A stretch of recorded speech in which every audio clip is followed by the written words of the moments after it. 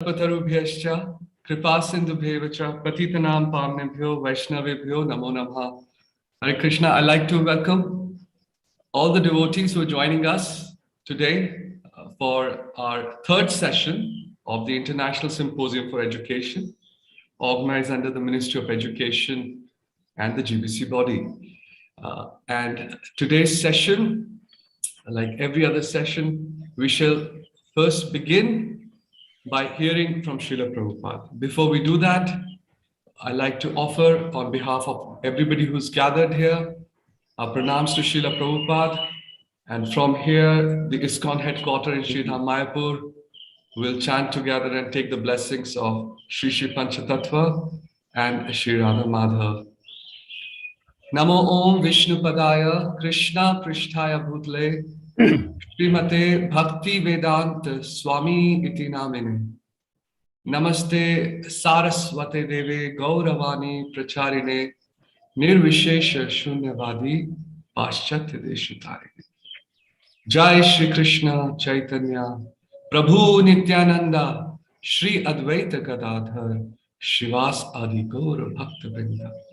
Hare Krishna Krishna Krishna Hare Hare Hare Ram, Ram Ram, Hare Hare. So we open the symposium with these auspicious prayers by first hearing from Srila Prabhupada. Palimadan Prabhu, please. It means they must learn to sacrifice everything for the topmost. Well, they say the topmost is the general mass of everyone, the proletariat, all people combined. That's all right. General, but you know how to make general mass of people happy. That example we give, that the whole body, you can make the whole body happy simply by supplying food to the stomach. That is the best. And if you want to make happy every part of the body, individually, that will never do. You must know where to touch. Just like the huge machine is going on by the expert manipulation of the pilot. He is pushing one. Immediately the plane becomes. So you must know where to touch. And if I am lame and I am put into that, then it is putting here and so put my here, and then it will go down. So this is nature's way, that you supply food to the stomach and the energy will be distributed, every part. You supply water to the root of the tree, it will be supplied everywhere. That you must know. Otherwise, if you, just like, if you do not know, expert, not man expert, so he is advised give to the food, to the stomach, and in a way, in the whole of the body. If he does not which hole, then he will put sometimes here, sometimes here, sometimes here, sometimes here. It will never happen. Thank you, Prabhu. So we begin the symposium by hearing from Srila Prabhupada and his beautiful instructions from Srimad Bhagavatam. Yatha taror moola nishechanena tripyanti tat skanda bhuja upashakha prana upaharacha yathendriyanam tatheva sarvahanam achyuteja. It's such a beautiful morning and apt invocation from Srila Prabhupada, because the first session that we're going to begin today is essentially going to talk about how do we water the root. In the International Society for Krishna Consciousness, we are essentially an educational society. And at the Ministry of Education of ISKCON and the GBC body, for us, the most foundational definition of education is reading, understanding, absorbing, and living a life according to Srila Prabhupada's books. The 2 sessions today are going to focus on and dedicated on scriptural studies, primarily Srila Prabhupada's books, and how to expand this movement of scriptural studies, Shastric studies as we also call them. So I would like to invite our first speaker today, His Grace Atul Krishna Prabhu, who is an executive committee member at the Ministry of Education, a loved teacher, educator, who has given several decades of his life in training many, many devotees, and who also currently is the convener on behalf of the ministry, and he convenes and chairs the board of examinations. So on that note, I'd like to invite His Grace Atul Krishna Prabhu to come and talk to us about his topic of Shastric degree assistants. Hare Krishna.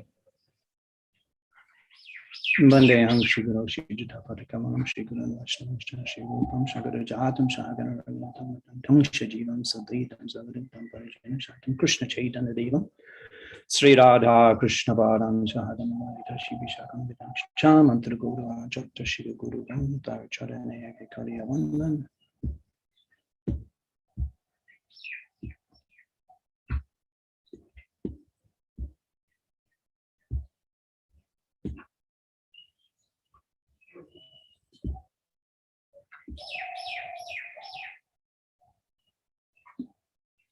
Shastric Degree Study Assistant, a project of the ISKCON Board of Examinations under the auspices of the ISKCON Ministry of Education. Let's begin by considering Srila Prabhupada's vision for the Shastric Degree program. In 1969, Srila Prabhupada wrote that I want that all of my spiritual sons and daughters will inherit this title of Bhaktivedanta, so that the family transcendental diploma will continue through the generations. Those possessing the title of Bhaktivedanta will be allowed to initiate disciples.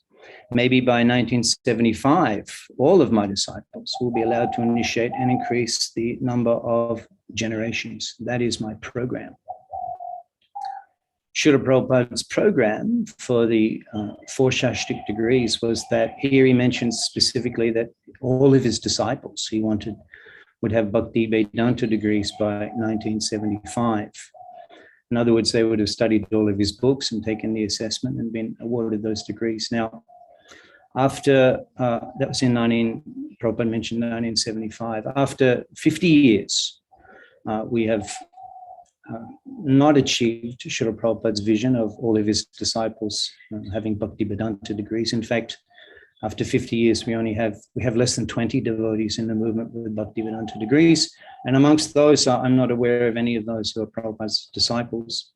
The reason for this is due to accessibility of the degree courses and also accessibility of teacher training in order to have a devotee sufficiently qualified according to our standards to be able to teach these courses. Teacher training programs are not globally available. So in this way, courses were not accessible, and we have a situation where we haven't achieved Srila Prabhupada's vision of all of his disciples having Bhaktivedanta degrees. So considering this, over the last couple of years, the ISKCON Board of Examination, in conjunction with the Ministry of Education, has been developing programs to try to help us achieve Srila Prabhupada's vision. I'll share with you some of these programs today. We established, working on establishing the study and teach program. This is particularly designed for leaders in the movement, preachers in the movement, a type of devotee that would naturally have a group of people be interested to take classes from them in studying the Shastra, that type of devotee. And because of their current engagement and responsibility in preaching and leading, etc., they're unable to take a course because of their service responsibilities. So providing a system whereby they can study the Shastra, study the degrees, the various degrees, and at the same time teach a group of devotees, and in that way carry on with perhaps teach their administrative team or teach the group of people who they're regularly preaching to. So in that way, they can simultaneously carry on with their administrative service and their preaching service, and they can gradually, with their studies, they can take the degrees. In order to facilitate that, we've been working on providing online teacher training programs, and currently, as we heard last night about Untitled Chapter Padma Mukanema, he's teaching online teachers training. The Manpower Institute is also offering online teachers training in various languages. And in addition to that, we've also established a standard online assessments. We have prepared, there's 300 essay questions for the Bhakti Shastras, as well as closed book short questions as well. And we've also prepared questions, a couple of hundred questions for the first two cantos. We're halfway through the third canto. So in this way, the main obstacles we're facing devotees of taking teachers training and getting qualified to teach, and also not being able to teach the courses because not being able to do the assessment. We've provided that facility to make it a lot easier for people. And in this way, we can, with the study and teach program, we will coordinate the assessment for that particular study and teach preacher or leader. We will arrange the assessment for that person, and then having their assessment completed, they can carry on and assess their students. So in this way, gradually going through the courses stage by stage, they can complete their assessment, they can teach, and they can teach others. And in this way, the number of devotees taking the degrees can increase tremendously. In addition to the study and teach program, we've also developed a summative exams system. Now that means closed book exams. This program would be is designed for devotees, leaders, and preachers who may not even be able to have the time to actually go through the classes and teaching people as in the study and teach program, but they know the philosophy, they're conversant in the philosophy, they study Prabhupada's books, and they would be available to periodically take exams and in that way get their degrees. Now, in regard summative assessment, some statements that Srila Prabhupada made specifically regarding the examinations, the idea is that anyone, after studying the books, who wants to gain the title of Bhakti Shastri can take the exam. The real purpose is that our men should not be neglectful of the philosophy. So Prabhupada's indicating here the purpose of the degree program. I mean, even a very highly motivated devotee will periodically and systematically read and study all of Prabhupada's books, right to the end of the Bhagavatam, Chaitanya Charitamrita. It's a rare soul to have that motivation. So Prabhupada, understanding that a degree system would increase devotees' motivation to regularly study his books. And as he mentions, the real purpose is our men should not be neglectful of the philosophy. Prabhupada continues. Prabhupada made many statements about the degree program and wrote in letters to various devotees. This is particularly significant, this letter in 1976, because Prabhupada's addressed it to all the GBC members. So what he says here is obviously very important. Anyone wishing to be initiated as a Brahmin will have to pass the Bhakti Shastri exam. Anyone wishing to take sannyas will have to pass the Bhakti Vaibhav exam. Anyone wishing to be second initiated will sit for examination once a year at Mayapur. Answers will be in essay form, and authoritative quotations will be given a bigger score. During exams, books may not be consulted. So Prabhupada specifically mentions here the summative assessment system. Prabhupada said many things about the degree program. He didn't specify that much about assessments, study works and coursework and homework, etc. But he did specifically on several occasions indicate that this system of making available devotees that they can study Srila Prabhupada's books, and then when they are ready, they can take an examination. Prabhupada specifically did mention this system. And so we're trying to include this system of assessment in the making that available to come closer to fulfilling Prabhupada's actual vision for the degree program. Now, of course, the question is that because we already have such programs, I'll give you an idea. Let's have a look at what this actually means in more detail. So for the 4 Bhakti Shastri books, we have about 200 essay questions already prepared, and we've been working on those for more than 18 months, 200 essay questions. These are the nature of this exam is that you're given the question bank in advance. The 200 questions you're given in advance, and then you have to study.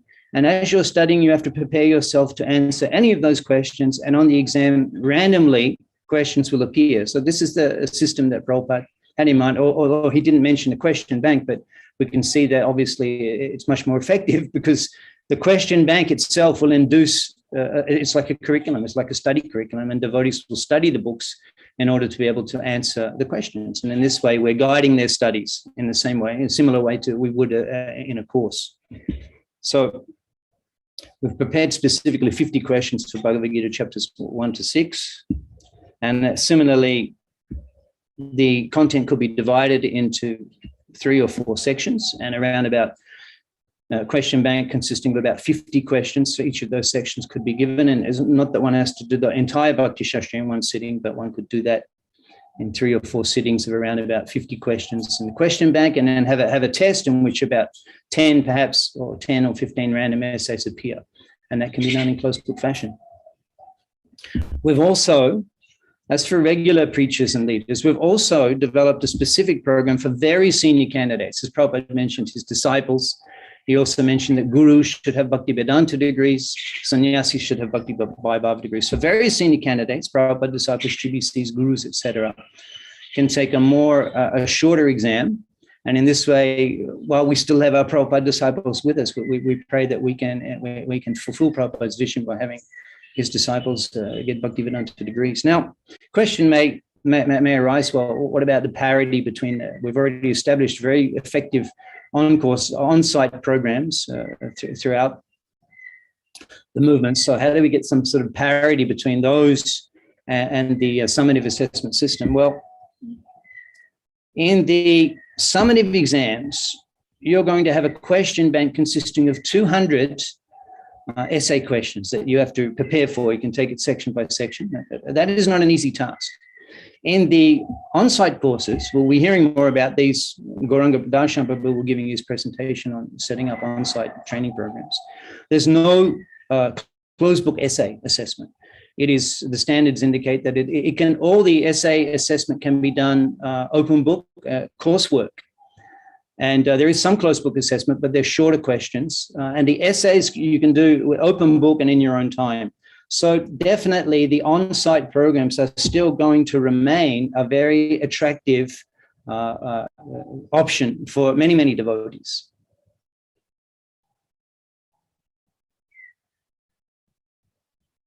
So in this way, in the Board of Examinations and in cooperation with the Ministry of Education over the last couple of years, we're trying to increase the number of the options available for devotees to take the courses. So we have our on-site courses, have a study and teach program.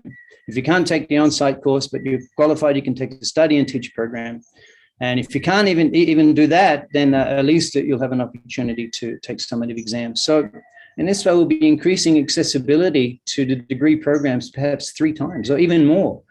Establishing these programs, we could expect to see that the number of devotees taking the degrees and systematically studying Srila Prabhupada's books in the movement could increase perhaps 3 or 4 or even more times. And that would be a wonderful service for Srila Prabhupada. He would definitely be very pleased with that. So in order for us to achieve this, we require assistance. And today's topic is Shastric Degree Study Assistant. Now, particularly for these 2 options of study and teach program and summative assessment program, we're going to require tutoring. It's not that you just left on your own. Now with the CyberNet world, we can connect you to a teacher And so as you're studying and teaching, you can have all your questions answered. You can be guided by an individual teacher in a tutor system. That tutor can also assess your open book questions as you do them, and then subsequently you can assess your students. And similarly, for the summative system, we require tutoring, and we require individuals and qualified teachers to assess your papers. And as we're expecting that many devotees may be inclined to take up these programs, we're today campaigning to encourage you to consider becoming a Shastic degree study assistant and serving in this capacity. This is like surgical strikes into the camp of Maya, and can enhance your effectiveness as an educator tremendously if you can focus your attention on a particularly qualified individual and empower them to further enhance their practice of Bhagavad Bhakti and empower them to further spread the Krishna consciousness movement. The results of your efforts as a teacher and an educator can be greatly enhanced in this way. The qualifications for a Shastri degree study assistant, basic teacher training up to the Bhakti Shastri teacher training course or equivalent programs, that you've completed the Shastri degrees, and some reference from an ISKCON authority approving you to serve in that capacity. We're going to provide to you today, we're providing for you links to the question banks that we've prepared, and we would very much appreciate your comments on those questions. Perhaps you'd like to suggest modifying the questions or adding additional questions. As I mentioned, we have 300 essay questions and additional questions for the Bhakti Shastras. We have a couple of hundred questions already prepared for the first two cantos. Well, halfway through the third canto, we will expect to have about 500 or 600 essay questions prepared for the Bhakti Vaibhav in due course of time. And we would very much appreciate you to look at those and give comments. And we will also be providing you with a survey questionnaire, which gives you more practical information on how you can become a Shastri degree study assistant. A comment from Srila Prabhupada to conclude with today, indicating his own enthusiasm and inspiration to assess students in their studies. I am pleased to note that you will be giving 4 classes in Los Angeles universities. This is to Tamar Krishna Maharaj in 1969. And everyone is welcome to appear in the Bhakti Shastri examination and take this title. Regarding the tests you are holding there in Los Angeles, keep them there. When I return, I shall see them personally. So that concludes our brief presentation. And, thank you so much, Atul Krishna Prabhu. And I think at this very point in time, before we take questions, I would like to request that the poll be pulled up on your screen. So what we are requesting now is for the participants who are present to please indicate which of the following area could you assist with the board of exam: tutoring, assessing open book papers, assessing closed book papers, or all of the above.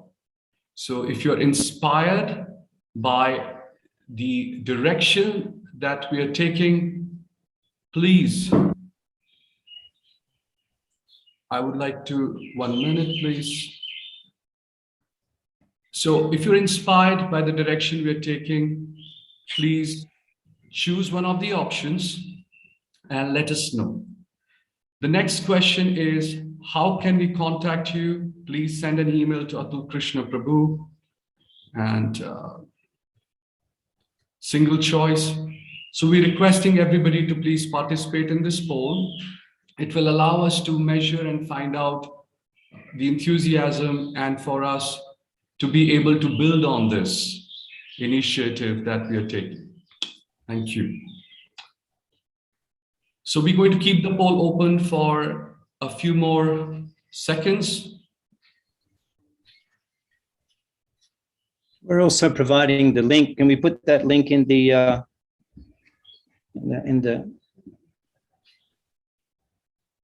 question? In the chat box, you mean to say? Yeah, I have it. I have it. Or if someone has it, they can put it there. I'll put it in if required.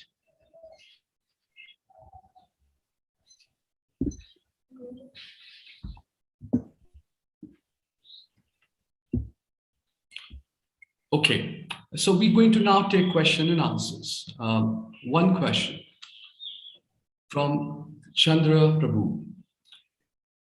What system is used to evaluate essay question responses? We have that in the Bhakti Shastri Teachers Training course. We have a detailed training on how to assess questions, looking at the giving, which includes giving feedback, identifying where the student's learning has been successful and indicating that and giving credit to that, and also identifying the areas where the student can improve. And also that involves giving this qualitative assessment and also quantitative assessment. And we have prepared marking keys, and we train you on how to use those marking keys. So there's a brief description of what sort of training you'll get in terms of assessing open book and closed book essays. Thank you, Atul Krishna Prabhu. We currently don't have any more questions on the session. We're grateful for your time. Thank you so very much for giving us an insight into the new system and the possibilities that are being created in the new paradigm to help devotees together as a movement so that more and more devotees can take the examinations and get their certifications. We're grateful to you. Very much. So quick, just from my side, Atul Krishna Prabhu, the poll which was launched, and also almost 10 people have voted for it. So we will share the results, and also I have asked the devotees who have signed for, if they wanted to share their email or phone number, we can gather it here and provide it to Atul Krishna Prabhu. Yes. Okay, thank you so much, Hare Krishna. So we will now, the first session today morning was focused on how are we going to expand. Srila Prabhupada encouraged us to take these examinations, his followers, his disciples, and by extension, everybody else is encouraged as well. In the chat box, we have shared with you a research that was conducted by the ministry. It's a link. It's a very nice document which you can refer to, which puts inspirational guidance from Srila Prabhupada, in his own words, arranged chronologically for everybody to appreciate how, when, and what was Srila Prabhupada's view about examinations. So encourage everybody to do that. We often hear many devotees have questions regarding institutes. What is the nature of examination centers? Common questions, concerns. If you have those questions, I also encourage you to please go ahead and view a video and information bulletin that was released in January this year. A link has been provided at the Ministry of Education YouTube channel, which I request, of course, everybody to subscribe. If you go to that information bulletin, it will hopefully address many questions that you may have with respect to the examination system as it exists now. And today, through the various sessions, the ministry is sharing with you the efforts that are being taken, the initiatives that are being taken now to expand this. We just heard from Atul Krishna Prabhu on expanding the examination system and how more of you can help us in undertaking the examination system. We, at the Ministry of Education, through Board of Examination, the Board of Examination gives the authority to different centers to conduct the examination. That's one of the important functions for the board. But the ministry would like that every temple becomes a center for examination. We would like not only every temple, we would like every congregation, if there may be, to also become a center for examination. This would require entrepreneurial thinking.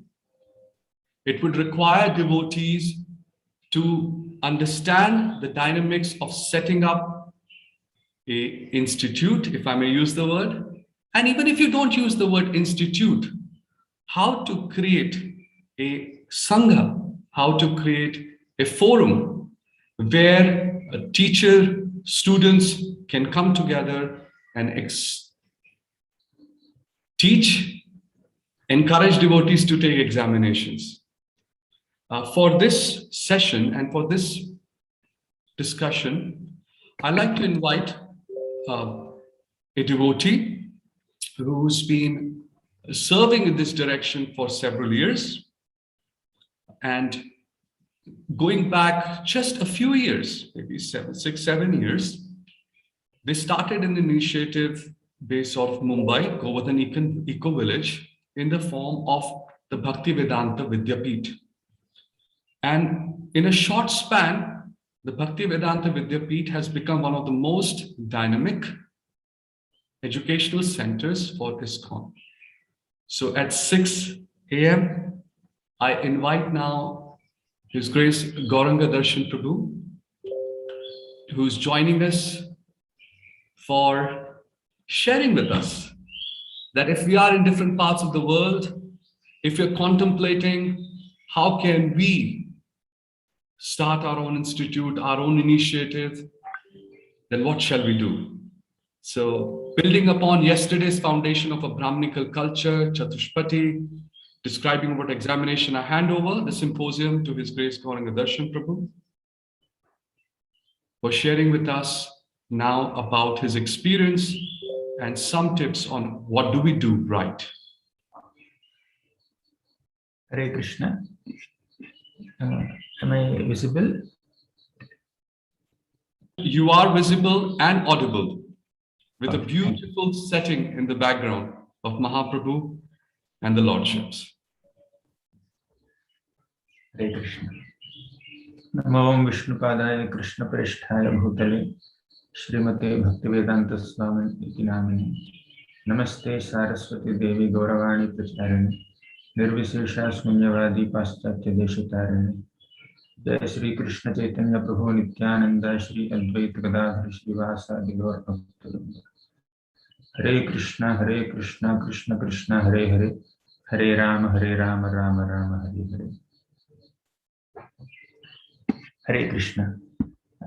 My humble respects to all the devotees who have assembled in this nice symposium organized by the Ministry of Education, ISKCON.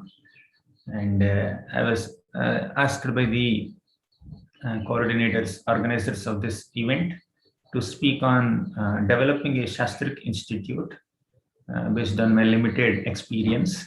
So I will try to share a few thoughts based on what I have learned over the years. So I hope you're able to see my screen now. Yes, Prabhu, visible. Thank you.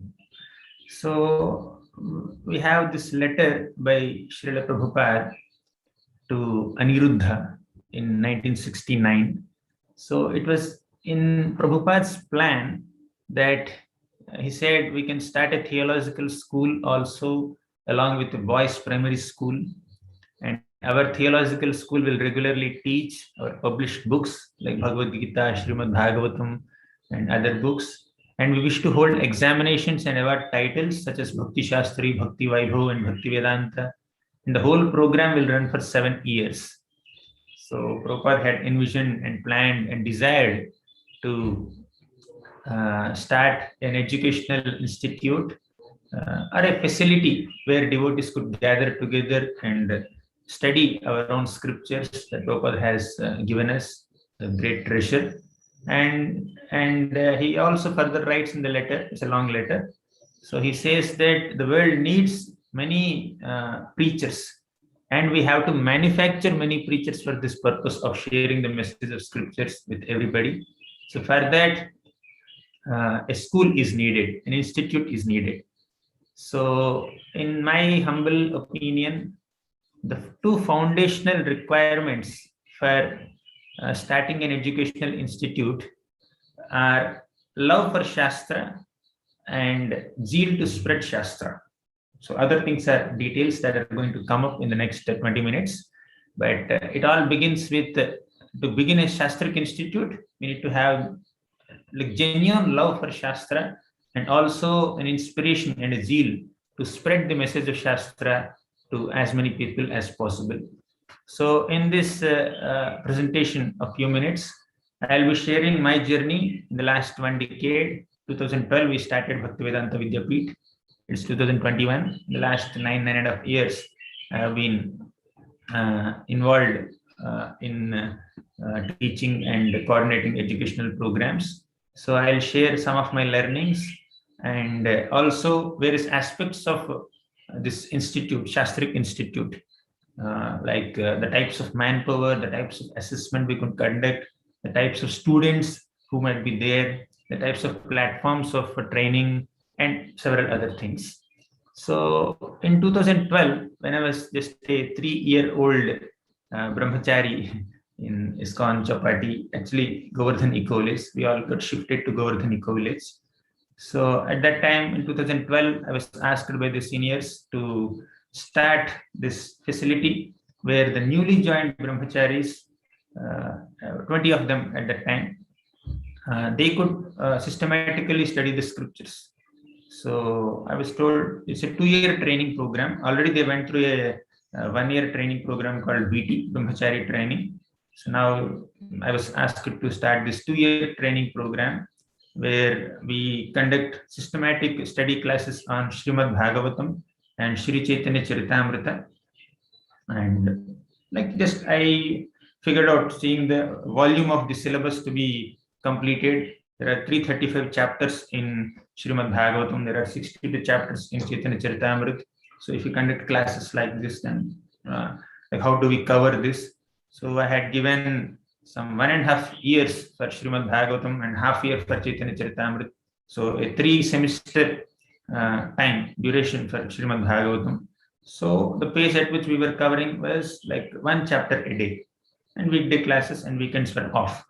So like that, I was I have made an initial plan, and over the years, I also kind of evolved in the development of a curriculum, how to do it.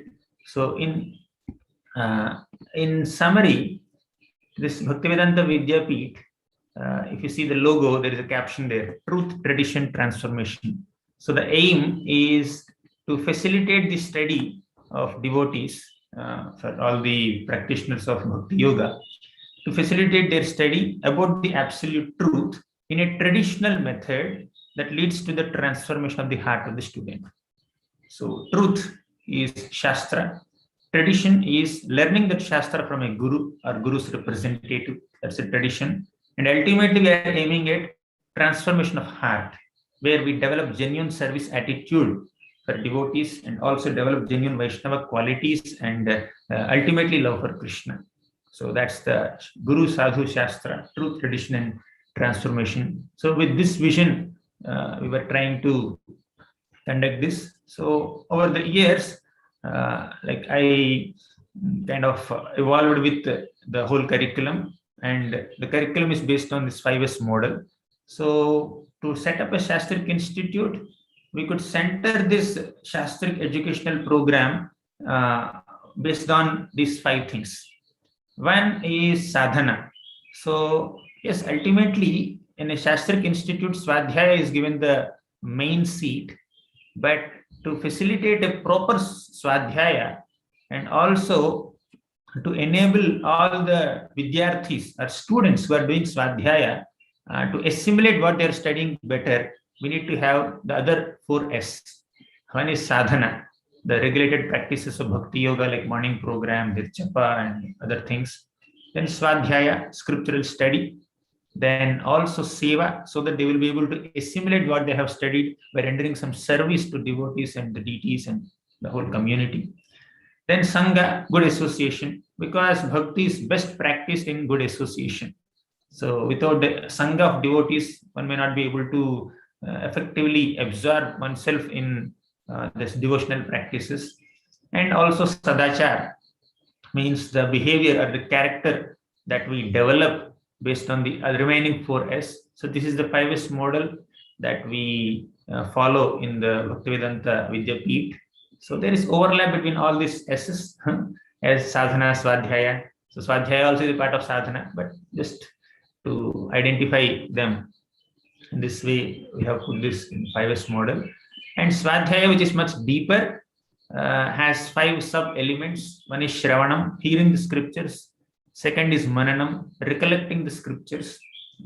Then third is Nididhyasanam, means contemplating on the scriptures, contemplating on ways of application, assimilation, absorption, meditation.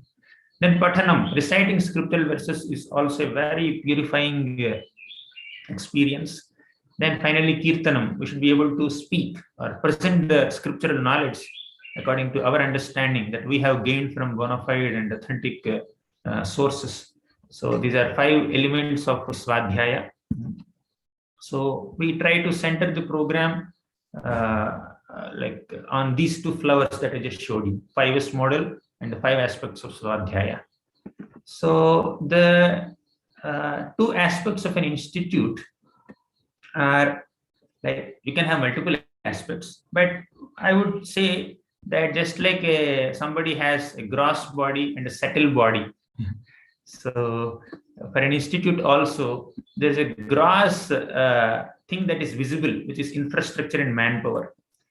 But behind that gross body, which is visible, there should be inspiration and also an ability for innovation.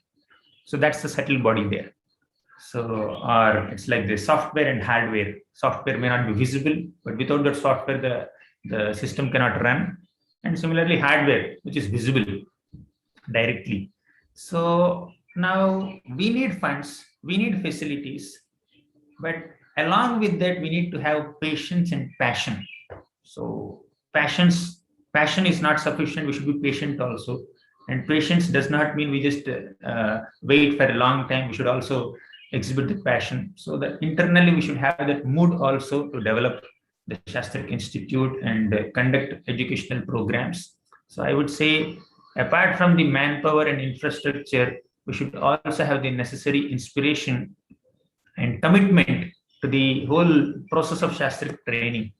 So now, as far as facilities and infrastructure are concerned, so we need these basic things like classrooms with tables, chairs, whiteboards, projectors, faculty room, computers, office, some equipment, library, seminar rooms, broadband. So these are like the basic requirements as far as facilities are concerned. But with all the facilities, what we are going to do, that's more important. So when I was asked to start this Bhaktivedanta Vidyapeeth 2012, so the group of 20 students just joined, and they are all brahmachari trainees. They just joined the ashram, and their facility, their accommodation is ashram only. Okay, so no other facilities, and we are given one classroom in our satsang bhavan. So that classroom is the venue for classes. Or many times we went under some tree in our Vrindavan forest, and then we had classes, right? We had outdoor classes without sound system also. So like that, as far as facilities were concerned, Bhaktivedanta Vidyapeeth started with very, very meager facilities and hardly any manpower also, right? But one thing is, by the blessings of seniors and with the mercy of the Supreme Lord and Prabhupada, so eventually, over a period of time, we could develop some facilities, and then we could involve more and more devotees who could teach our students. Now, in the Srimad Bhagavatam, there is this beautiful shloka. Tvaya khalu puranani setihasani chanagha akhyatanyapyadhitani dharma shastrani yanyuta. This is the shloka spoken by Naimisharanya sages to Sutta Goswami.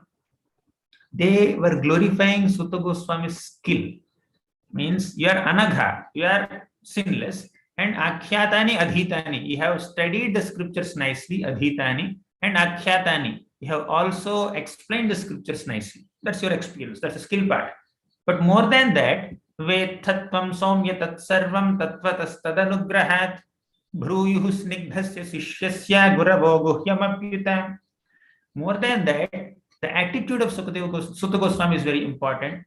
He is very saumya, very pure, gentle in his character, and snigdha, very affectionate, respectful, and submissive towards his superiors. That's why tattvatas tadanugrahat. So by the mercy of his superiors, his gurus, he could understand the most confidential aspects of scriptures also. So in a Shastric institute, our aim is not only to make the devotees or students become familiar with the content of Shastra, we should also make them equipped with the necessary attitude and consciousness and mood to study Shastra and to speak Shastra. My spiritual master says that one may be a very qualified speaker, or one may have studied the scriptures very thoroughly, and he may quote shlokas left, right, center. He can mesmerize thousands of audience with his scholarship and all. If that person has envy and pride in his heart, actually he has not understood even a syllable of what he is speaking and studying and sharing. So we are not only into like a Shastric institute is not just meant to develop the skill in studying Shastra and sharing Shastra. The Shastric institute is also meant to inculcate the right mood, Vaishnava qualities in the devotees, in the students. Right? Attitude is also important apart from the skill. So we need to find out ways and means where devotees are trained in that aspects also. And there are two types of manpower. One is inspiring teachers, other able administrators. Both are needed, right? Not only like inspiring teacher is definitely needed, but some administration, some strategies, some planning, some facility, some coordination, all these are also required. Sometimes the whole process of teaching could suffer when there is a lack of administration or management. So both are needed. So now if you want the personal, then experienced and committed teachers, then research assistants, institute administrator, office assistant, secretary, treasurer, some IT person. So details are many. So all these are also needed for Shastric Institute. Then training also is of two types. We need to train devotees in two ways. I already gave a hint of it in my previous slide. One is theoretical, second is practical. Theoretical word may not be the very, very appropriate word, but point is, what I meant is there are classroom teachings, right? In a class, you explain the Shastra to a student, but for the devotee or the student to assimilate, absorb, and realize what he has studied or learned in the classroom, we need to find ways and means where they can implement that, apply that by engaging them in services. Of course, during the student life, the opportunity to apply is maybe little limited, but that application happens throughout the life, right? So, but important, we need to emphasize the importance of applying the principles of Shastra. Now you see, Vidura has learned Srimad Bhagavatam 3rd canto and 4th canto from Maitreya Muni. So Maitreya Muni explained to him very nicely the Ishvara Tattva, Jiva Tattva, and the whole Srishti Leela, and also the whole universal creation and the universal form. Then Vidura got enlivened and said that Maitreya Muni, by your grace, I have understood everything. I am convinced intellectually. But this conviction, this intellectual conviction and this understanding will become a realization if I render service to Vaishnavas like you. So Vaishnava Seva, or an engagement in practical service, is the circuit that converts the input of theoretical understanding into the output of practical realization. So we need to also emphasize on the importance of service. The Shastric Institute is also meant for doing that. Certainly, a Shastric Institute must think about teaching methods, study materials, assessment procedures. But apart from that, some emphasis on practical service and some engagement in some menial services, that is also needed. Ultimately, all this understanding of Shastras is meant to apply that understanding and implement and demonstrate that understanding in our day-to-day dealings and also in our services. So another thing, two types of assessment. So considering whatever I have shared so far, the assessment also should be done from two perspectives. One, assessing the memory, means how much they have remembered. Second is assessing their understanding. So now, to keep it in simple terms, there are closed book exams where you assess their memory, how much they recollect from the Shastra. And there are open book exams where you test their understanding. And there are presentations and some group seminars where you test understanding. So that's why we also conduct systematic classes on Shastra. Next, thematic classes also on Shastra. Right? When a systematic means going shloka by shloka, verse by verse, chapter by chapter. And thematic is take one theme, say take compassion is one theme. Gather all the inputs, gather all the pastimes or shlokas from Srimad Bhagavatam or Chaitanya Charitamrita, where this quality of compassion is very wonderfully demonstrated or emphasized. Similarly, tolerance, gratitude, service attitude, all that. So the thematic presentations also help. So like the Shastric Institute also should train systematically the Shastra, shloka by shloka, and also emphasize on this thing. Then emphasis on the application part. Then time is getting less. So also, just to give an example, for example, now monsoon is going on here, and there is one chapter in 10th canto of Bhagavatam called Monsoon in Vrindavan, rainy season. So there, Sukadeva Goswami just describes various aspects of nature in Vrindavan and derives an important lesson from those aspects, right? So now we give that class. And I ask the students that after the chapter is over, now you go out with your umbrellas into the rain, or replica of Vrindavan, and then you observe the various aspects of monsoon and then try to derive some important lessons in line with the parampara, right? So we need to also facilitate 24 Gurus is there, for example. So we explain what are the lessons that we learn from 24 Gurus in the 11th canto, and also identify your Guru, 24 Gurus like that, and then get some lessons by your own reflection and contemplation. So not only just memorization, but also reflection, contemplation, introspection, and thinking of practical ways of application, that is also needed. And two forms or two platforms for teaching are, one is residential and second is online. So earlier for 9 years we conducted residential courses. Now also we are conducting residential courses.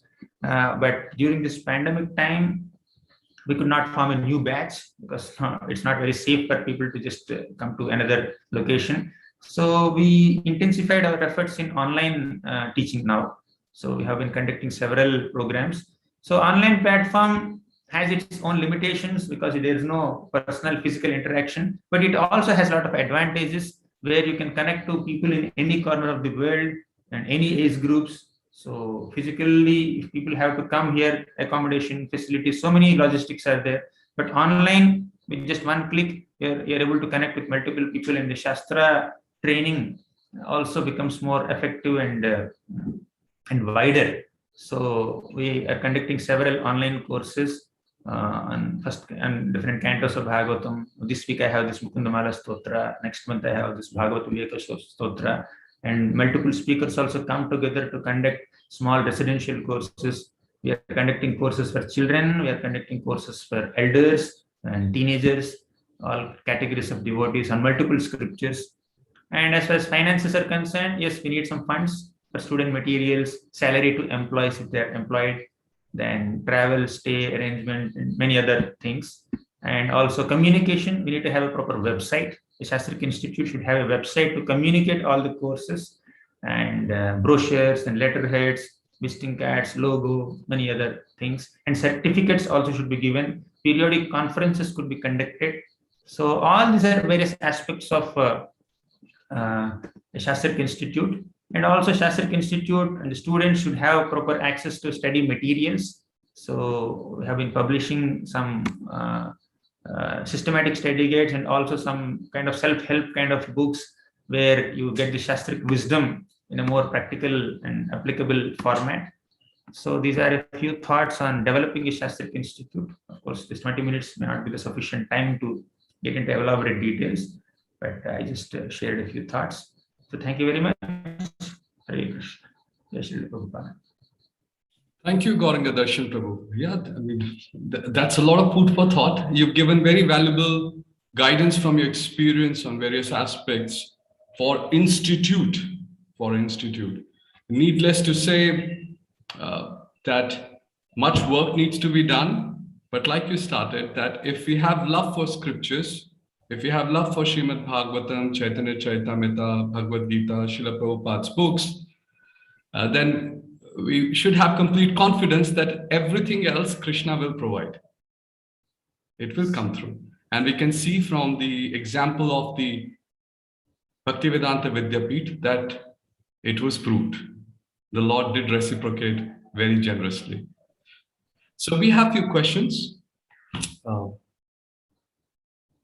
question is, does institute need to be registered with MOE? Also, does any authorization from local management will be required or not? So with your permission, I'll take this question. Thank you. I have to answer this.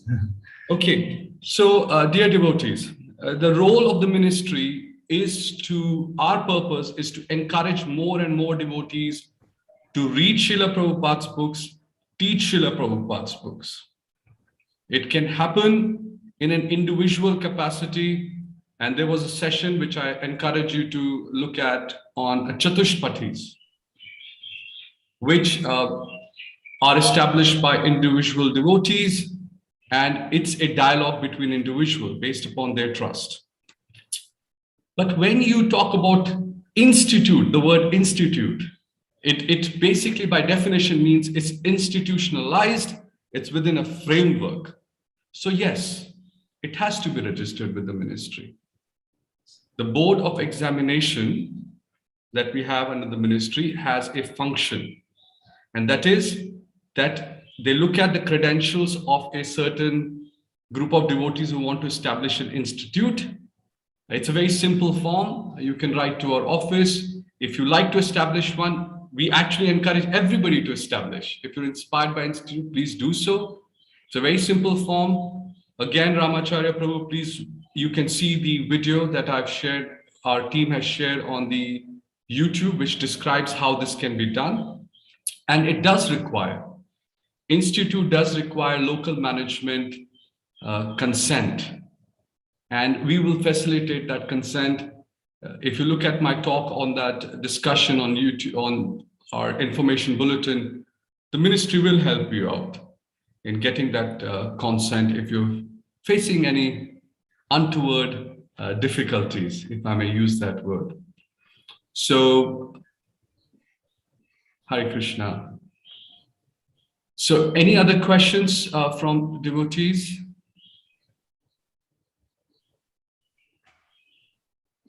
All right. We are going to now address Gauranga Darshan Prabhu. So obviously, building up an infrastructure takes time, and not every devotee who wants to establish an institute may have the resources. In many ways, Krishna has been very kind. You're part of a community where it's a very organized community. The thought leadership is at a very high stage within the community that you have. What would your response be to those devotees who may not have the access to funds, devotees, etc.? How do you inspire them? So I have one, I'll just keep the answer short. Basically, all these institutes or educational programs are meant to facilitate our absorption in Krishna Katha. In Bhagavad Gita, Krishna says, Macchitta Madgata Prana Bodhayantaha Parasparam. kathayantasya mam nityam tushyanti cha ravanti cha, means devotees are meant to come together and enlighten each other, teach each other. Bodhayantaha parasparam. Right? We are making it very formal and official and more systematic and streamlined by an institute. And Bhagavatam also says the same thing. Parasparanu kathanam pavanam bhagavad yashah mithoratihi mitha tushtir nivrittir mitha atmanah. Paraspara anukathanam. Devotees also discuss Krishna's glories, which are very purifying. Pavanam bhagavad yashah, when they come together. So let's begin with discussing Krishna Katha and sharing Shastra with our friends, with our devotees. So then slowly let's expand that influence, and let's also try to inspire other devotees also to share like that. So now when a culture of discussing Krishna Katha and sharing Krishna Katha is inculcated in a Vaishnava community, then this systematic study institutes will evolve. Everybody will need that. Everybody will feel the need to nicely start an institute. But as far as facilities are concerned, they may not be there. But with whatever facilities we have, it doesn't need any facility to go and share Krishna Katha with another devotee. It takes 5 minutes, 10 minutes, whatever you are studying, you can share. So we can begin like that. Actually, Vidyapit also began like that only. But the devotees came, they just joined Brahmacharya. I was asked. We were sitting under trees also and doing it. Till now, we don't have an office space, right? Official office space allocated, right? A room where we are sitting with our table and all. So it will take some time to get funds and other facilities. But we can start sharing Krishna Katha. Actually, in the third canto of Srimad Bhagavatam, there is a beautiful statement. This scriptural knowledge is preserved by propagating it. Preservation is not just keeping the Bhagavatam in a very nice case and in a nice shelf, which is very secure, you can lock it. That's preservation in one sense, physical sense. But preservation of scriptural knowledge happens by propagating their spiritual knowledge. So that propagation begins with an individual. An individual can share, can propagate that spiritual inspiration and knowledge by sharing with another devotee. And that another devotee will go there, will share with few other people. So like that, we can just, that inspiration will just... Thank you so much. On that inspiration, I think a key message for those who may feel sometimes discouraged or in a difficult situation is very clearly whether that the main purpose of studying scripture is self-transformation. If we are able to get the joy, which was the first message today in this talk, the love for scriptures, the zeal for scriptures, and if we're able to see our own self-transformation happening, love for Krishna increasing, then in many ways, like Prabhupada mentioned once, you can sit even in an empty room and read Bhagavad Gita, and it will, everything else, what Krishna wants to follow will follow. On that note, I must thank Gauranga Darshan Prabhu on behalf of everybody who's present. It was very inspiring conversation and the valuable lessons that you shared from your experience. Thank you, Prabhu, for joining. It segues into the very next topic. Gauranga Darshan Prabhu was talking about once there's a culture of learning, a culture of education within a community. And our next speaker is such a personality. He is a teacher, a manager, a person with many, many skills. And during his various responsibilities, he continues to teach scriptures. Even when I spoke to him a couple of days ago, he said, "Oh, I'm right now teaching Bhakti Shastri." He has developed and built a community focused on education, and he believes very strongly that we should think globally and act locally. Let me invite His Grace Aniruddha Prabhu from Melbourne, Australia. Prabhu, please accept my humble obeisances, Aniruddha Prabhu. Hare Krishna, goes to Prabhupada, Prasad Man. I'm going to hand over the symposium to you to take it forward from here. Okay, thank you. Well, Gyana Timirandasya Gyananjana Salakaya Chakchurun Militam Jena Tasmaye Sri Gurave Namaha Sri Chaitanya Manobishtam Stapitam Jena Bhutale Swayam Rupa Kada Mahayam Dadati Svapadantikam Mokam Karoti Vachalam Pangum Rangayate Girim Yat Kripa Tamam Bande Shri Gurum Dinatarinam. Hare Krishna. Thanks Tapan Mishra Prabhu, and thanks to all of those who are present, and hopefully those who are going to view this presentation in the future. I'm just going to share my screen here.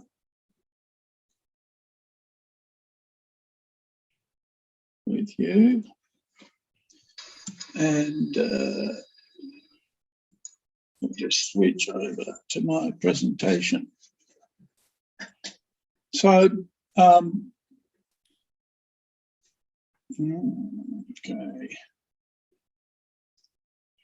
I'll just close out some apps here.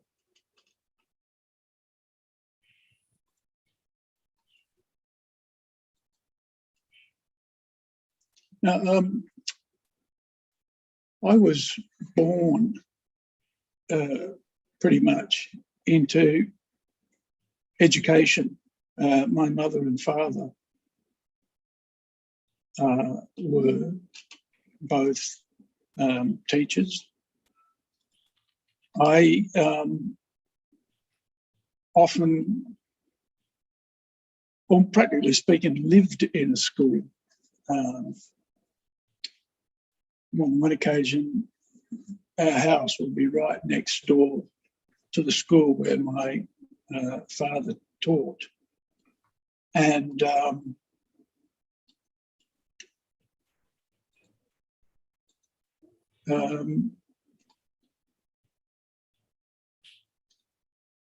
I witnessed and experienced the management of educational institutions at first hand, and the stress and the challenges that education can bring to those who are running a school, effectively speaking.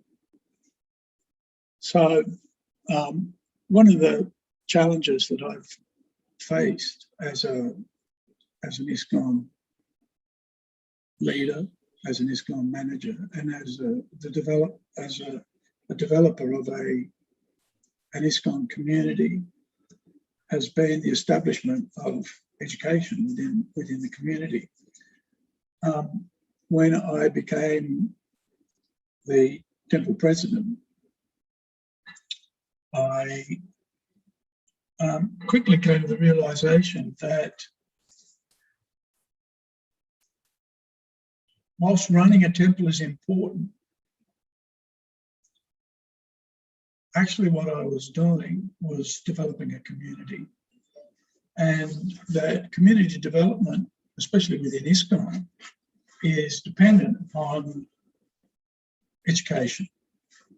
It's interesting to note that Srila Prabhupada, when he came to America, on his passport, he listed his occupation as a teacher. And of course, you know, the basis of the Bhagavad Gita and Srimad Bhagavatam and all of our scripture is education, teaching people who they are, what their purpose, what their mission in life is. So I wanted to talk today about establishing education at the local level. Whilst ISKCON is a global community, and we do need global vision for those who are leading the society at the highest level, at the same time, or the reality is that ISKCON exists at the local level for local people. That's where the impact and the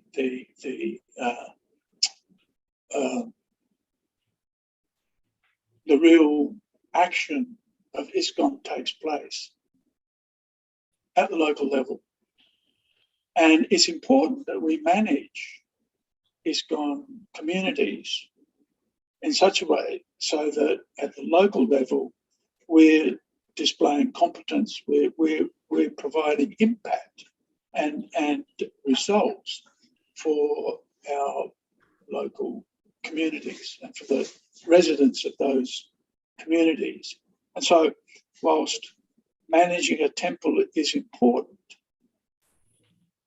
we should always be keeping in mind that if we're successful at managing a temple, and all of the activities that are encompassed in an ISKCON temple, that effectively brings us to the point of community development.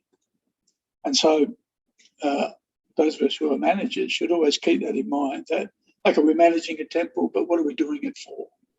And effectively we'll be developing a community, and so therefore our activities should have a community focus.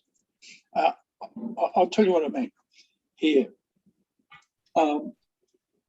Each temple should have a certain degree of competence. First of all, the temple residents should be setting the example. The temple is the flagship, if you like, of the fleet, and we may have various preaching activities going on from the base, if you like. And of course, the devotees in the temple are setting the standard. They're raising the flag every morning, going to Mangalati, chanting their rounds, worshipping the deities, hearing the Srimad Bhagavatam. So that the activities in the temple set the standard for all of the other activities that are going on within the community. They should have a successful Sankirtan party.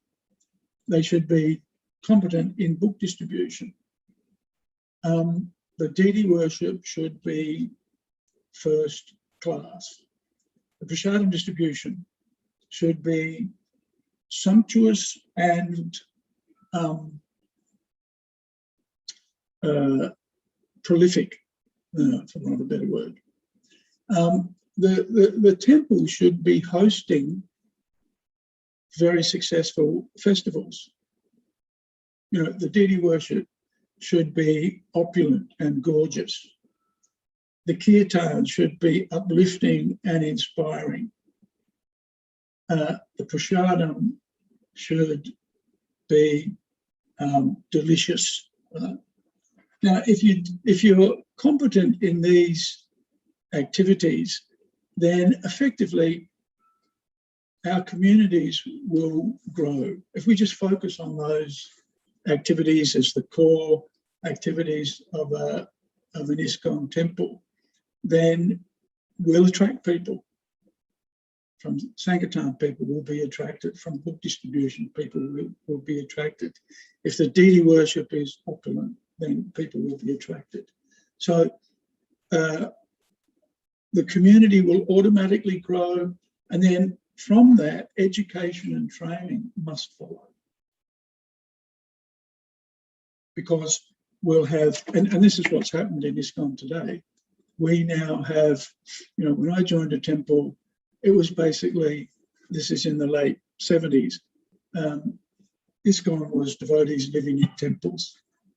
But in this day and age, if a temple is competent, if the management is competent, then people will be attracted. And so we now have the situation where in those days, 95% of the temple residents were ISKCON.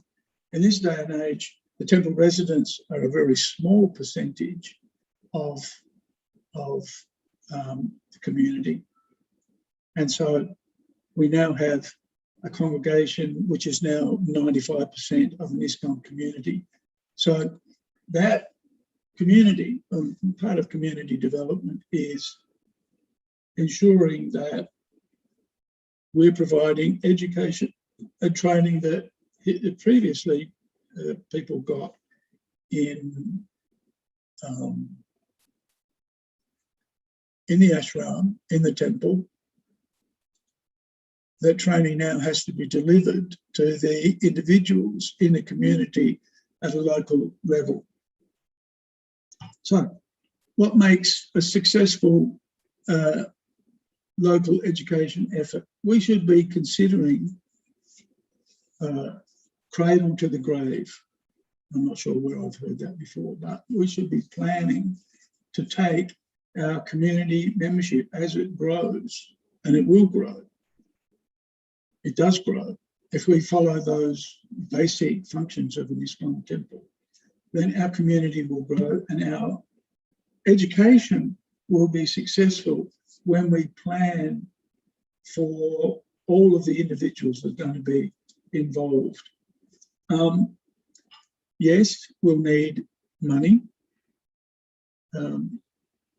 That's a given. But if your community is successful in, let's say, preaching, then automatically money will come. If we're worshipping the deities nicely, people will come to see the deities. They'll put money in the donation box. If you're feeding them sumptuously, Srila Prabhupada said in Melbourne, let every hungry man of Melbourne come and eat. And our experience is when you feed the local people, they'll, even those who aren't attracted to the deities, they'll still come for prasadam. When you're feeding people, naturally they'll respond. So, and they'll give, Prabhupada cites the principle of the dati pratigrinati in the Upadeshamrita. So if we're giving, then people will reciprocate. And that's why we need organisation. We need to plan effectively. I was just reading a letter from one of my friends, and he was quoting Eisenhower. I think Eisenhower was he American president? But he was also a general. No, he was a general first, I think, and a famous general in the Second World War. And he said that about planning, he said, when it comes to the battle, then planning is useless. Right? But when it comes to the war, and fighting, planning is also indispensable. So effectively, yes, we'll make plans, but we have to always adjust them. So in one sense, our plans are always outdated. But if we don't plan, well, there's another saying, if you don't plan, then you plan to fail. So we need organisation. Local communities need to be organised so that they will be successful. So how far into the future should we plan? Well, again, a quotation from George Harrison, who's a famous personality, at least for those of us who grew up in the Western world in the 70s. He wrote a song, if you don't know where you're going, any road will get you there. So we need to plan. How far into the future? We should, I recommend, you should have a plan for today. Get up in the morning and then write a plan. You should have a plan for tomorrow. But especially with education, we need to plan considering 5 years ahead, or even in a very developed community, 10 years into the future. We need to be thinking. Now, this depends very much. My presentation is basically to temples in the West, but it can also apply to temples in India or small centres in India. The amount of planning that you're actually able to do will depend on the resources that you've got. And of course, when we're starting a temple off or a community project off, it may be that you're developing, you're just developing your Sankirtan party, you're just developing your deity worship program. If you're at that stage, then education and training means planning who's going to give the Bhagavatam class the next morning and who's going to give the Bhagavad Gita class.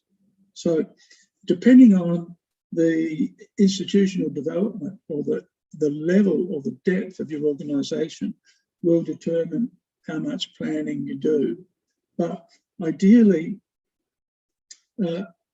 we should bring ourselves to the point where we have a dedicated team of devotees whose activities are purely focused on education. Initially, it may just be the temple leadership, the temple president, or the temple president and the vice president organising classes, starting off with the daily Bhagavatam and Bhagavad Gita class. But ideally, introducing programs, children's programs, youth programs, and adult education, so that gradually one can build the educational programs based on the level of institutional development that you have in your local temple.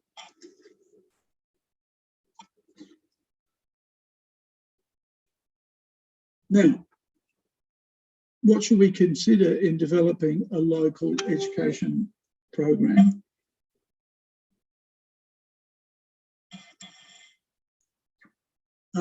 We need to be planning generationally. As you build your community, you want to be looking after the needs of the children. In fact, what we found in Melbourne was, if you looked after the needs of the children, that would bring the parents. And this is in cultivating an Indian-based congregation, of which we have a sizable community in Melbourne. And what we discovered was that the children would come to the Saturday or the Sunday school programs, and then they would then preach to their parents. The parents would bring the kids because the parents wanted traditional values instilled in the children. And then the children would be brought to the temple regularly. Then the children would preach to the parents. And because the parents were coming, they'd go to the evening class that's being provided at the same time. And of course, they then become devotees. The children become devotees. The children would convince, in some cases, the children would convince the parents, you've got to be vegetarian, for example. So it's a good idea to look at this, what I call generational planning. A big challenge is engaging the youth. We have a sizable congregation, and many of them have now high school and college age, or college, I mean university aged children or youth. So you have to be mindful of their needs, and of course adult education. When we talk about adult education, we've got so much suspect study, so we need to be planning for the study of the Bhagavad Gita, which is in Bhakti Shastri, study of the Srimad Bhagavatam, which is in your Bhakti Vaibhav program, study of the Nectar of Devotion, which is in the Bhakti Shastri, also in Chaitanya Charitamrita, which is your higher degrees of Shastric study. So they need to be concentrated on, especially the Bhakti Shastri, because that's the base level. Vocational study, I've only put here one branch of that, leadership development, but there's many topics of training and study that can be provided for your community. For example, well, actually, I could put here home-based program development, for example, critical to train your Bhakti Vriksha leaders so that they're or the home-based cultivation programs, they need training. Teachers need training. And then we've got service training. We need to train devotees how to do book distribution. We need to train devotees how to do deity worship. We need to train devotees how to cook. Hospitality. A lot of what we do in ISKCON is just hospitality, pure and simple, on top of the deity worship. So, welcoming people, letting them know what's going on in your programs, making them feel comfortable and relaxed in the temple setting, feeding them. These are hospitality skills that can be taught effectively. In fact, there are hospitality diplomas and degrees that are taught in the secular world. We can teach those skills to people. Induction programs, for your volunteers, for your employees, for any contractors that you might be engaging. So all of these need to be considered in a very, very broad development of a local training effort. Now, what resources can we use? Aniruddha Prabhu, we would request you to take a few questions also. We're 21 minutes to the talk. Okay. So if you can take another minute to wrap it up. If there are some important thoughts, and then we'll take some questions, Prabhu. Yeah, sure, no worries. What resources can we use? Well, we're building community, so look into the community. Interesting situation in Melbourne is our local primary school has 40 Hare Krishna kids, and they love our kids because primarily from the Indian community, they boost the school's performance. So they're happy to have our kids there. But then the local teachers, they'll teach devotional songs, for example. Even at one day in the assembly, because we're in lockdown now, but one day on a Thursday, I think it is, they play the Nrsimha prayers for the calling the local school kids to the assembly. So look broadly. There are educational facilities out there that we could take advantage of. We need to have a good constituent management system, a CRM system. And, in the CRM system, we should be tracking things like donations, service, and sadhana, so that we can recommend people for initiation, for example. Another important element of education is training the devotees and preparing them for initiation. So we need to keep track of the progress that they're making. We need to consider the life cycle of a student and all the different stages that they go through. Having an SMS, student management system, even if you're very highly developed, when you've got hundreds of students like we have, when you've got a few students, keeping track of everything in an Excel spreadsheet is doable.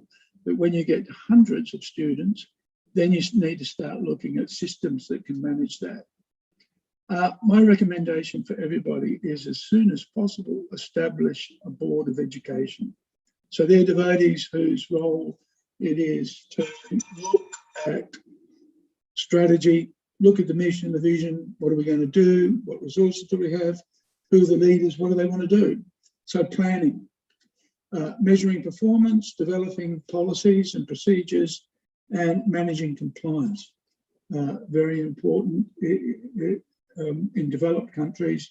Things like child protection and teacher training standards, these are all very important to establish credibility within the community. Okay, I think I'll finish here. Thank you. Much of ISKCON does exist at the local level, yes. Yet there are some elements of ISKCON that have a global role. What advice would you offer, Prabhu, for those global entities to successfully interact with and serve ISKCON at the local level? So this is a question from Nrsimha Kavacha Prabhu, who's kindly joined us, our Minister for Deity Worship. Well, Hare Krishna, Hare Bol. Prabhu, we can't hear you. You'll have to speak up a little bit, Aniruddha Prabhu. Okay, can you hear me?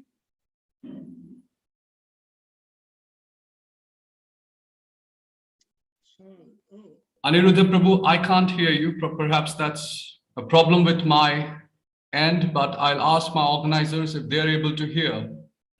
yeah, I haven't changed anything. Can one of the panelists confirm to me that they're able to hear Aniruddha Prabhu clearly?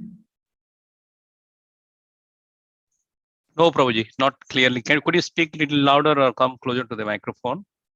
Yeah, from the panelist and also from participants, we're not able to hear you. Padma Sundari Mataji also mentions the same. Okay, well, hang on. Not at all. Aniruddha Prabhu, it's impossible to hear anything. I don't know why, because you were audible up till now, and suddenly you're not. May I please, on behalf of the symposium and the participants, request you that you could kindly just post the answer on the chat. The question is in the Q&A panel, and if you can please address that question in the chat in writing, we'll be most grateful. Okay, thank you. That's weird. I heard that briefly, very, very softly. Okay. Aniruddha Prabhu, please accept my humble obeisances. Thank you for addressing us on this important aspect of community centered around education. So we will now move into our next session.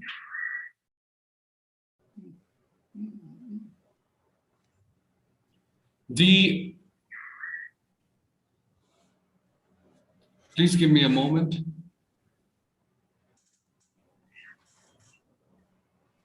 I'll request the organizers to change the screen because we still have the screen projected from the previous speaker.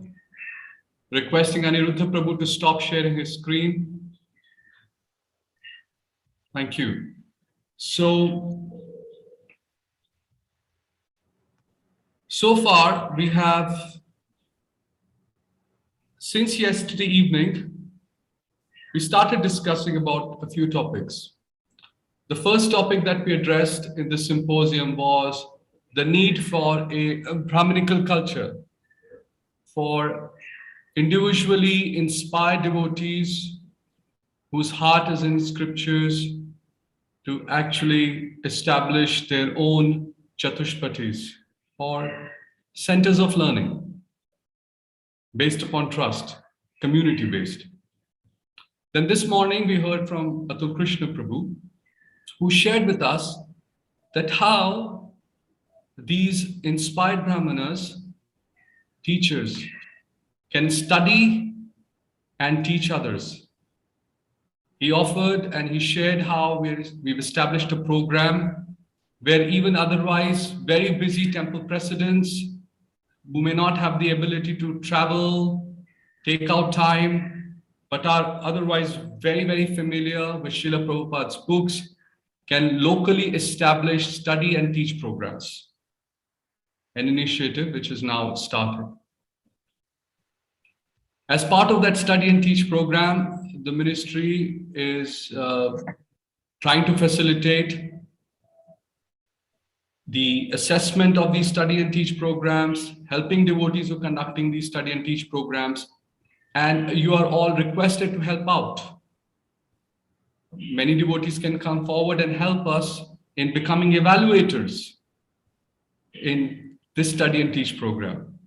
So if we are able to cooperate like that, then many, many temples can start the study and teach program and also get their examinations done. At a certain natural development of this happening in a congregation, it will reach a point where they would want to establish an institute. How to establish an institute, the primary foundational principles, the infrastructure that's needed, etc., was covered by Gauranga Darshan Prabhu, who shared his experience and several details of what is needed to run an institute, establish an institute. And just now, we heard from Aniruddha Prabhu, who covered this important topic of community. The institutes that we run must speak to the community, must serve the community of a temple. So I was writing down notes that unless a community or the temple presidents, if they make education as a foundation, there could be a scenario where there is a sort of a confrontation, or confrontation may be a slightly extreme word, but there is stress between the managers and the educators. But if the managers themselves become educators, they involve in education, and they can see the fruits of this education manifest in a healthy community, then that is so good. Such efforts require teachers. It requires many of you to get involved in teaching. So keeping that need in mind, the ministry is now going to invite a speaker who is going to speak to us about teachers. We are in a time and age where we need to have many teachers, and we're working with a couple of institutes, and the ministry is also coming up in the next few days. We're going to share with you through our information bulletin about a board of teachers, where the primary objective of the board of teachers is going to increase, facilitate the award of certification to more and more teachers, so that they can, from the institution point of view, be qualified as teachers, so that we have more teachers. If we have more teachers, we'll have more students. If we have more students, more devotees will engage in studying Srila Prabhupada's books. So I invite Padma Mukha Nimai Prabhu at 7:05 now. Prabhu, we request the speakers to keep their talk to 20 minutes and leave at least 5 minutes for question answers. Padma Mukha Nimai Prabhu, I hand over the symposium to you to please share with us the initiative behind teacher training online. Hare Krishna. Thank you very much, Tapan Mishra Prabhu, for kindly blessing me and giving me this wonderful opportunity to serve all the devotees here. All glories to Srila Prabhupada. So I beg the blessings of Srila Prabhupada and assembled devotees to present something in their service so that they can present it to Srila Prabhupada. So yes, teacher training course.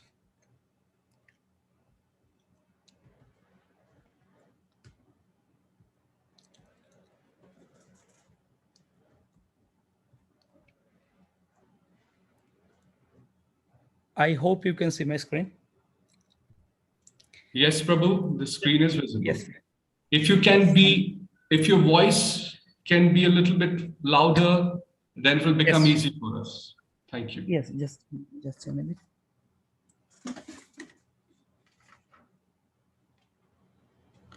Hare Krishna. Teacher training course online. So we are presenting here with the blessings of ISKCON Ministry of Education on behalf of Pratattva Chatushpathi. You can also further know about us more in our website. We are situated in Sridham Mayapur, Sri Mayapur Dham. So as yesterday, we heard from his great Vidwan Gauranga Prabhu about Chatushpathi. So also today, this morning, his great Atul Krishna Prabhu was kindly mentioning about it in regarding teacher training course. So this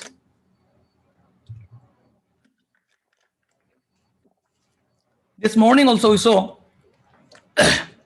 His Grace Gauranga Darshan Prabhu, he spoke about Educational Institute, and then just now we heard from His Grace Anuruddha Prabhu, education in a community. So education in an institute, education in a community, and now we are going to see education in like Chatushpathi, which is, as we heard from Vidwan Gauranga Prabhu seminar last evening, how it grows around with devotees' efforts.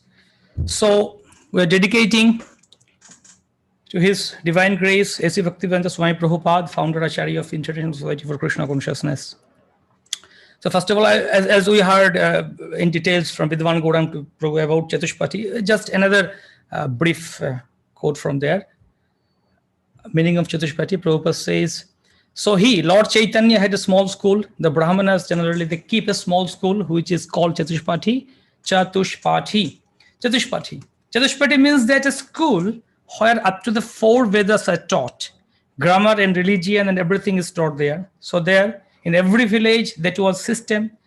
The Brahmanas should keep up a school like that. Prabhupada's discourse on Lord Chaitanya play.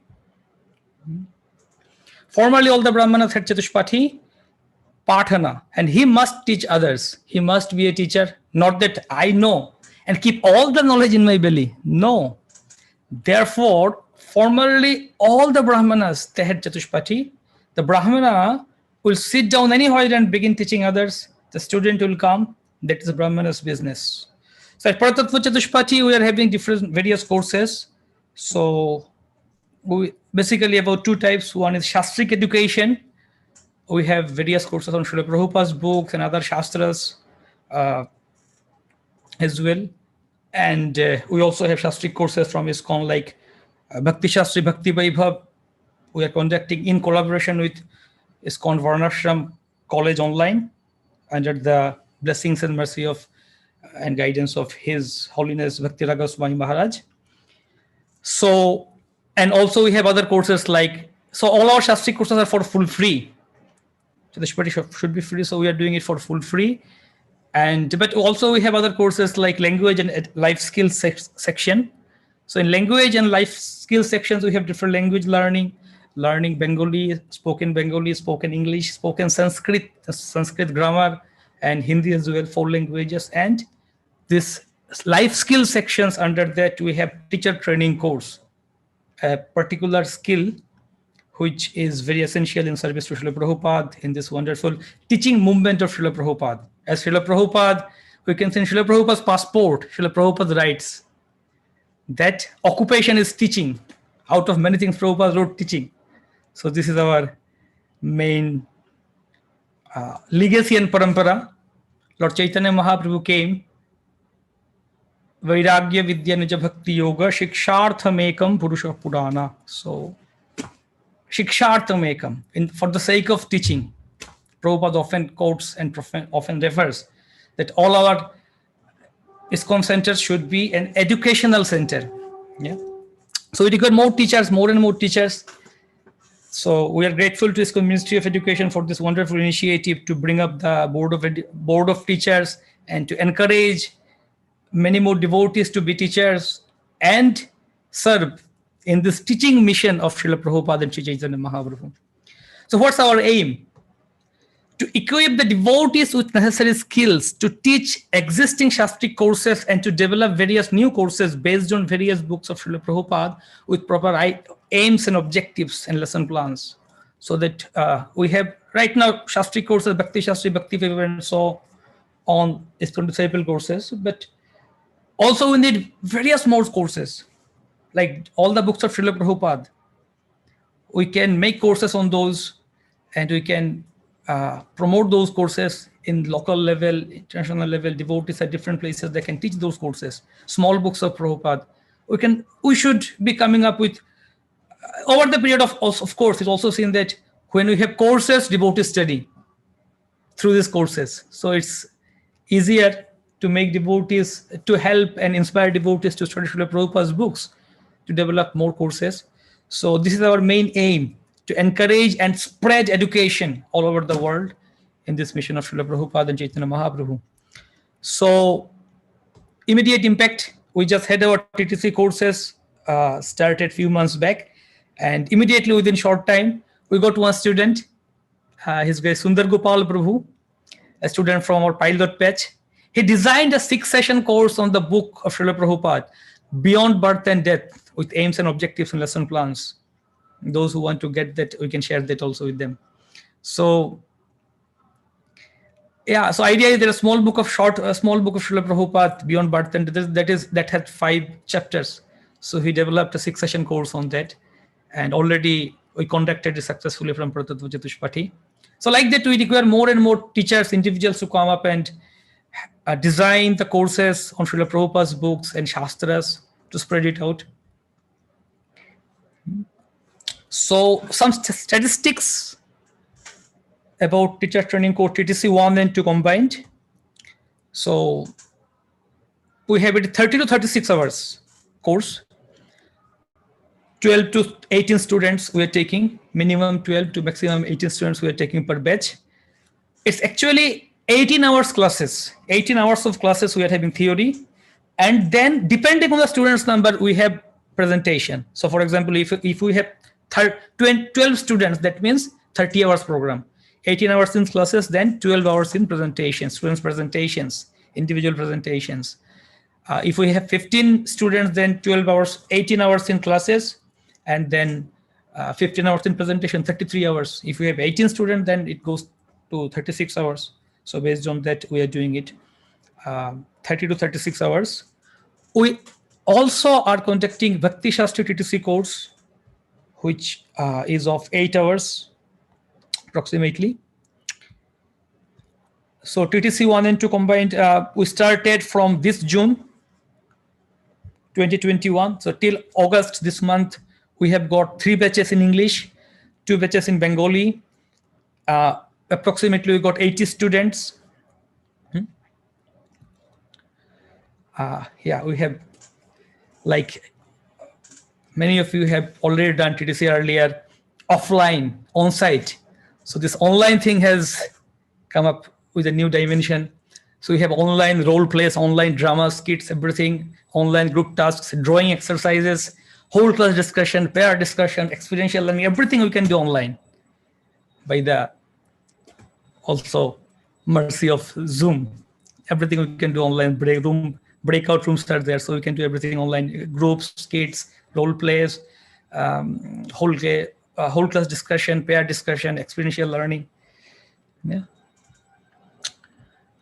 So we started our pilot batch in June, this year June, with Bengali students.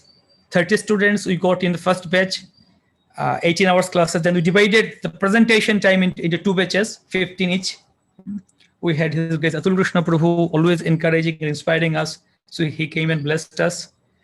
So we got devotees from all over the places like Bengal and Bangladesh, also West Bengal, from Mayapur, from different places. Bengali devotees came, and we got 30 students. They became teachers. Interestingly, we had one Mataji.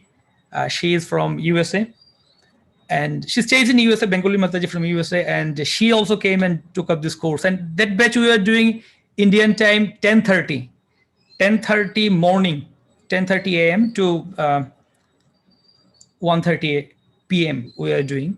So that time was in USA 12 o'clock midnight, and we had the course for 15 days. So that Mataji, she attended in that course for 15 days, 12 to 3 o'clock midnight.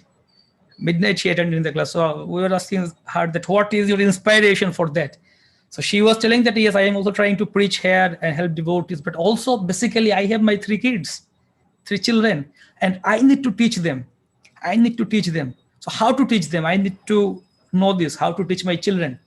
It is one. So yeah, one thing is globally and institutionally to do and spread it. Another thing is individually, if individually parents and teachers, counselors, managers, if each and everyone come forward and try to take this responsibility on their shoulder to teach their respective devotees.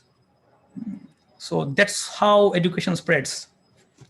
So we were really inspired to see her and many more devotees. We have got one devotee, the professor, PhD from Assam, one university from Assam, college from Assam, Dr. Manavendra Nath. He is a senior professor and lecturer in that his university. So he also came and he went through that. So then we have some feedback session at the end also. We'll share that his experience of teaching in his university and going through this teacher training program. And he was sharing his experience. He was very much pleased and appreciating. We had Bhakti Shastri TTC online as well. And it was blessed by His Holiness Bhakti Vijay Bhagavad Swami Maharaj from Sridham Mayapur. and many senior devotees as well joined in.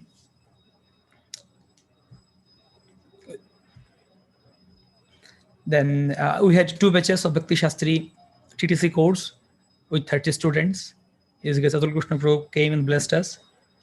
Yeah, drawing exercise in groups. So students, they go into groups and they have different exercises. Like one sample, we are giving drawing exercises. The students came up with that drawing exercise and they shared with us in the groups. This is listening skills. 5 types of listenings, as you remember from TTC. Ignoring, pretend listening and all. Yeah, other further facilitation methods. Yeah, so traditionally in on-site TTC course, as you know, that we have students feedback, students assessment sheet. So actually speaking, first of all, I myself was a little bit skeptical. I was not fully sure how to do it online, because lots of things, classroom experience is required, on-site experience is required. So, but His Grace Atul Krishna Prabhu, he was, first of all, he was the one who was pushing me that you do it online. But I asked him that, Prabhuji, how to do it? Lots of things we need to do. We need to have online experience, on-site experience. He said, just do it, whatever you can do. So, but whatever we started with the pilot batch and thought, let's go ahead and see what happens. But after I started there, then I realized that actually almost everything we can do online. We don't miss anything. From my own experience of teaching TTC courses, few batches, almost everything, whatever we do offline, almost everything. Only thing is that in offline, on-site, in the classroom, we can walk and present and a bit better eye contact and body language. Other than that, everything, all the methods, all the skills, all the techniques, everything we can replicate online. So this one thing about students' assessment sheet. This thing I was also a little bit, one of the things I was a little bit skeptical how to do it. So then I got the easy way out is Google form. Students give the assessment, peers assessments, teachers, tutor assessment, self-assessment. So assessment is one big thing here. So we got it through Google form. Easily it can be done. In fact, it can be done more easily than offline also.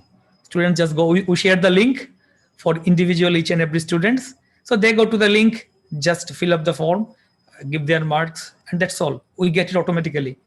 Counting and all these things are done very easily and feasibly. Yeah, like that it comes in that format, particular proper format. Then also we had recently TTC batch for ISKCON Balaram. Different yatras are coming forward and organizing, arranging their own dedicated batches. Like ISKCON Balaram came forward, ISKCON Bahrain, and they had one TTC batch in English. Then now currently we are doing one TTC batch in Bengali with them. So different yatras are coming forward and proposing their own batches. We have regular batches where devotees from different places are coming. Right now we are having a TTC batch where we have devotees from Australia, Turkey, Suriname, and different other countries, Germany and other places as well. So then we have also devotees coming forward and proposing batches. Like we recently had a batch with ISKCON Mayapur youth preachers. ISKCON Mayapur youth preachers, they came forward, brahmacharis, and they took up this course, TTC course. And we also have upcoming batches in English for devotees from specific time zones. Like we are going to have a ISKCON Chicago have come forward and proposed to start a new batch, which we are going to do next month in September. ISKCON Bahrain already we are doing and going to do more batches with them. ISKCON South Africa is going to come with 2 batches. ISKCON Germany is again they're going to come up with their own batch. ISKCON Kolkata, ISKCON Caribbean region with countries like Trinidad, Guyana, Suriname. They are coming forward with their own batch also. We're also starting TTC in Hindi soon. So right now we have TTC in English, we have TTC in Bengali. We are going to start TTC in Hindi soon, very soon. So we got some students' feedback. So one such student, Sundar Gopal Prabhu, he wrote, online TTC course combined 1 and 2 is really an amazingly designed course by Paratattva Chatushpathi. Earlier, I have done the on-site course of TTC 1. So I was looking for TTC 2 and BSc TTC course, but where to do the course? in this pandemic situation, nobody is conducting these courses on site. Then one fine morning, I came across the online announcement that Pratattva Chatushpati is going to conduct TTC course combined 1 and 2. Initially, I was little skeptic. I was specifically doubtful about the teamwork activities. How is it possible on online platform? But as there were no option, I enrolled myself. It was a vigorous and exciting 10-day course. Our facilitator, Padmamukha Nimaidas, who has wonderfully designed this course and extract that natural teaching skill that's hidden within us by various interactive and team activities. And everything happened on online platforms so seamlessly that all my initial doubts vanishes in no time. I strongly recommend this online TTC course to those who are interested in public speaking, preaching, teaching Shastri courses within ISKCON. So Sundar Gopal Prabhu is a good preacher from ISKCON congregational preacher from ISKCON Kolkata, and a teacher from there as well.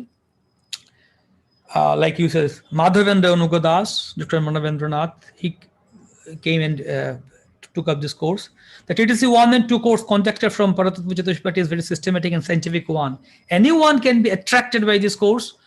It is very useful in our day-to-day practical life. Personally, I am very much benefited by joining that course. I suggest everyone to do this course in order to make personal benefit in life, in addition to spiritual advancement. The teacher of this course is very learned, wonderful, and cooperative. Okay. Achyutanam Das, ISKCON Mayapur youth preacher, who has already his experience of preaching to the youth and also his feedback after taking up this TTC course, his experience. So this course has proved very helpful for me. I'm trying to implement certain things, especially the icebreaker and speaking skills. We are about to launch Srila Prabhupada's book reading series, sessions of which we will be based on whole class discussion and group tasks. The feedback of our presentations which you gave has been spatially helpful in avoiding common mistakes. For sure, this course is a great help in delivering the message to our audience in an interactive manner. I have observed improvement in both audience retention and their ability to grasp things when our sessions are conducted in this new way. Okay, thanks a lot for guidance and tips and feedback. May we be able to serve Srila Prabhupada in a much better way using the tools and techniques learned in this course. I request all the devotees, please take up this course and strengthen the standard. Yes. We would like to take some questions also. There are a few devotees who would like to ask a few questions. This is the last slide. Yes, This please. is the last slide. So this Mataji from USA whom I was referring to in the beginning, I request all the devotees, please take up this course and strengthen the standard of your preaching. So one brahmachari from ISKCON Dharmanagar, Tripura, he wrote, I am stunned with the beautiful arrangement and standard of this teacher training course from Pratattva Chatushpati. I wish all the success for ISKCON Ministry of Education and Pratattva Chatushpati. So we have many more feedbacks. So yeah, so that's all from our side on teacher training course. So we request and invite comments, corrections, and questions from devotees. Let's take questions first. First question. Yes. Thank you for your presentation. What is the qualification to take up TTC, Teachers Training Course? Okay, this is a great question. What are the qualifications? First of all, we said that those who are already teaching, preaching, counseling, managing, or leading, they can come up. Or those who are at least aspiring to do these services. Like sometimes devotees come and they say that, okay, we are a little bit introvert. We cannot talk to others, cannot open up. Yeah, as a devotee, if someone wants to be bhajananand, they sit and chant in one corner, fine. Just be with Krishna with the holy name. But if someone wants to serve and contribute in this mission of Srila Prabhupada as a Gostiyanandi in preaching, teaching, leading, managing, counseling, then one very essential skill is interpersonal skills, communications, basic communication skills, how to talk, how to ask questions, how to listen. So I think all those devotees who are already doing or aspiring to be teachers, preachers, counselors, managers, leaders, even spouse, to have a good healthy relationship with each other with good communication skills and interpersonal skills. I think all the devotees can come up and take up this TTC course. Of course, for BSTTC, we require devotees who have already done Bhakti Shastri and already done at least TTC 1. They can come up and do TTC, BSTTC. But for TTC 1 and 2, we invite and welcome all the devotees. Thank you. So most other questions were around the same topic of how to do it. Now we have facility available from Paruktattva Chatushpati. We also have the Mayapur Institute offering the online teachers training programs. And I'd like to invite whoever who has not taken this training to please try so. Try so and get your certification. On the topic of how to further expand this teacher training programs and teachers within ISKCON, I'd like to mention to everyone that if you now get trained online, very soon, in a matter of few weeks, the ministry is also introducing two very, very important services. One is the service of Board of Teachers, and our speaker today, Padma Mukhanimai Prabhu, is invited also to be part of that for the entrepreneurial skills that he's shown and the initiative that he's taken. And a few other senior educators are going to be part of the Board of Teachers. Within that, the ministry now will also provide everybody who's trained in these online programs. We will also be providing you immediately a digital and electronic certificate that can be verified by the ministry or anybody else. If you want to conduct teaching, you can always log in. Those certificates will be made available. You can download them, print them, so on and so forth. The Board of Teachers that I talked about will be announced in the coming 2 weeks, the services they will perform, and they will require many of you and your help in bringing in more devotees to get trained. So if you feel inspired by the Board of Teachers and what we will be undertaking that, please write to the ministry. Please write to the ministry at viplavah.iskcon@gmail.com and allow us to be able to bring you together with the Board of Teachers so that we can take it forward. We're very grateful to Padma Mukhanimai Prabhu for his talk today. Excellent effort by the Paratattva Chatushpati in what they've undertaken. We hope more and more devotees do the same. You can all, when we will describe to you about the Board of Teachers, you can see that how all of you will be able to do the same in a very easy and expanding network of teachers. So on that note, I thank Padma Mukhanimai Prabhu for his presence today and sharing with us. We are now coming to a conclusion. We're coming to the conclusion of this conversation, and I would like to request you all to please come back and join us. We will begin the symposium again sharp at 5:30 p.m. India time. There is a schedule change in terms of Chandra Prabhu, who's going to talk to us about creating curriculum, especially study guides, Shastric study guides, so on and so forth, through his experience and his scholarship that he has gained over the last 4 decades. So please do join us. We have 4 devotees who will be speaking to us this evening. We will naturally move from teachers training. We talked about community. Now we'll go to the next level of university education.